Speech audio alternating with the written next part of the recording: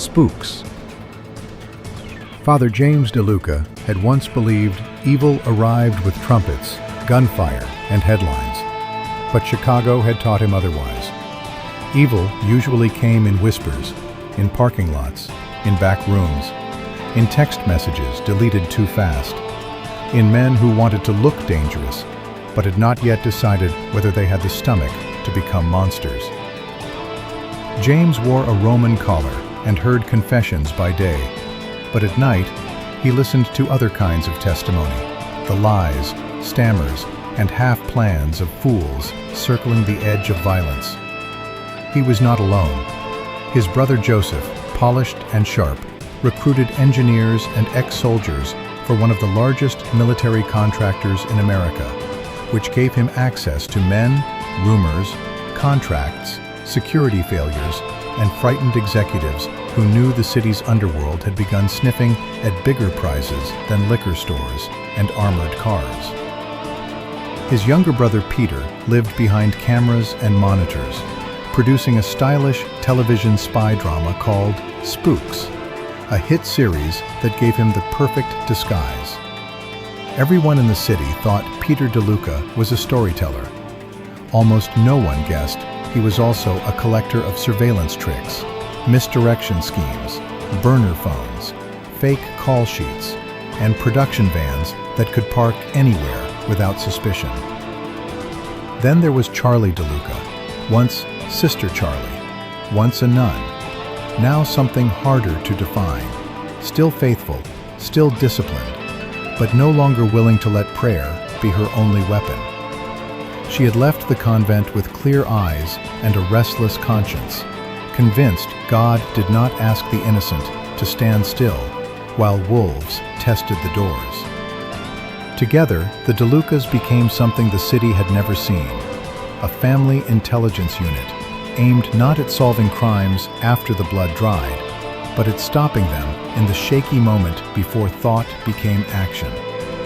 They watched the wannabes, the imitators, the eager young punks buying guns they did not know how to clean, the desperate middle managers quietly laundering money from men they feared, the copycats obsessed with internet fantasies of power. Father James called it interrupting sin in motion. Joseph called it threat mitigation.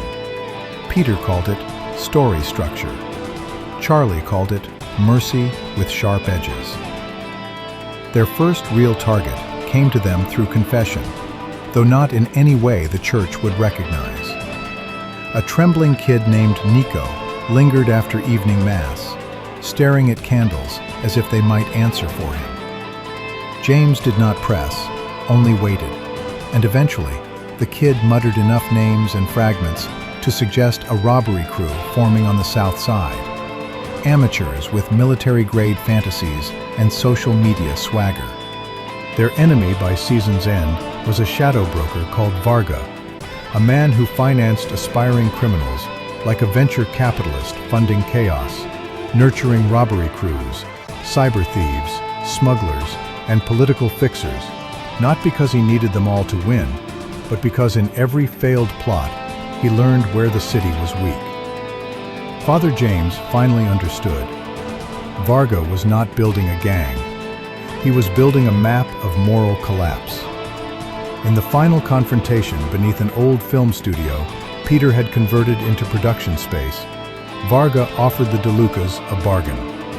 Stop interfering, and he would disappear. Keep going, and the city would learn what they really were: a priest, an ex-nun, a recruiter, and a television producer running an illegal private intelligence war. James looked at his family, at the bruises, the exhaustion, the certainty in their eyes, and realized none of them could go back to being ordinary. "You mistake us for voyeurs," James told him. "We are shepherds." Then the lights went out. Peter's backup plan kicked in, and the first season of Spooks truly began.